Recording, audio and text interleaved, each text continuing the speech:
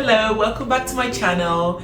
Today I'm going to be sharing with you 7 things I wish I knew before I started homeschooling. Okay, for those who do not know me, who are new to my channel, I'm a homeschooling mom of a 3-year-old and an 18-month-old, and we've been homeschooling for exactly 12 weeks now, and it has been amazing. But here are some things. So I've been homeschooling for a full term. Okay, so here are some things I wish I knew before I started. The first thing is, homeschool is not real school. Okay, instead of trying to turn your home into a traditional schooling environment, don't do that. Rather tailor your method of teaching to flow seamlessly with the way your home works. That way you make every opportunity a learning opportunity. Every encounter you make with your child becomes a teachable moment.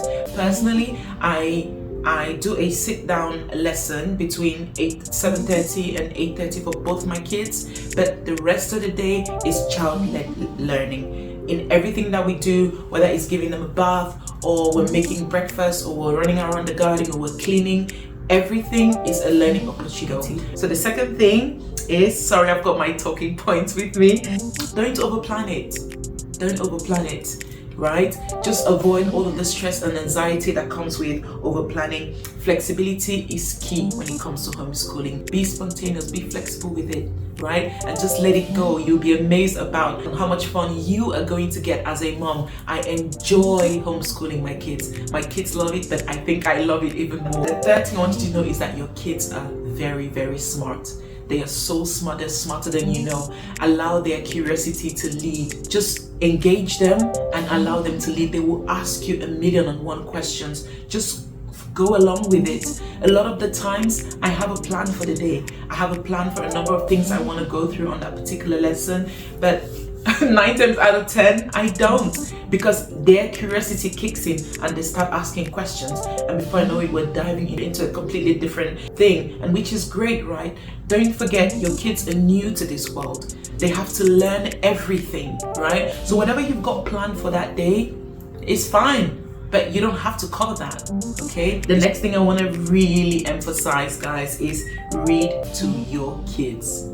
Read to your kids. I cannot emphasize how important that is. Not only is it going to increase your vocabulary, really ignite that creativity, it's going to create a really good bond between you and your child. And also just hearing your voice every time you're reading to them and talking to them, it does something to them that it's phenomenal. So if in doubt, just read and read. Read a story, read a book, read the Bible, read whatever material you have.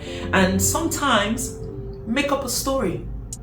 Let their creativity kick in and you tell the story together. For example, I'll make up a story with my kids when they're going to bed. I'll be like, once upon a time, there was a little boy named, my son's name is Kyle. I'll say there was a little boy named Kani. And he'll be like, Kani? His sister was Sumi? I said, no, his sister was Simi. His sister's name is Sumi, right? So make up the story together and let their creativity kick in. That's how you encourage them to be creative. So point number 5, so you don't have to do everything, okay? You don't have to cover the whole curriculum. You don't have to finish that lesson you've planned for that day. You don't. There's no such thing as a child being behind. Don't feel guilty that you haven't completed the lesson for that day, and so you haven't completed the curriculum for that year, and so your child is going to be behind. There's no such thing. You don't have to finish it. As long as you're learning something new every day, that's enough.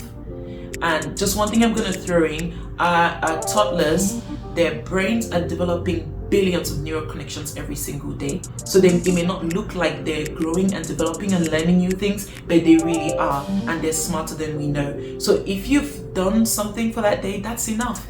There are days when my toddler wakes up and he's like, Mommy, I don't want to do any learning activity today. And I'm like, that's fine, because I don't want him to see it as a chore, to see it as something he has to do.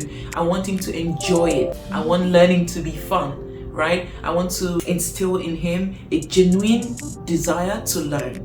So when he's not feeling like it, when he's not interested, I find something else that he wants to do and I let him lead. The 6th thing I'm going to say is, guys, please stop buying things. Resist the urge to buy every educational tool and every resource that you find.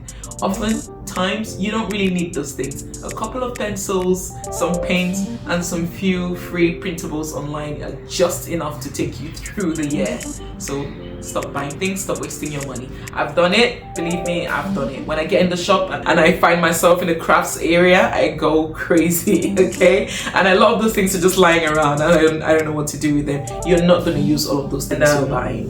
Finally, this one is important to me personally. Try to incorporate your beliefs, your value systems into your homeschooling activity. Personally, I'm a Christian. I want to instill my Christian values into my kids at their tender ages. So I incorporate it in every possible way that I can. This is where your creativity is going to have to kick in, guys. So be creative with it. We want to raise responsible citizens. We want to raise children that are respectful, children that are loving, children that are kind, children that are adaptable in this society, children who know who they are, children who are confident in themselves, children who will not be swayed by their friends, by peer pressure.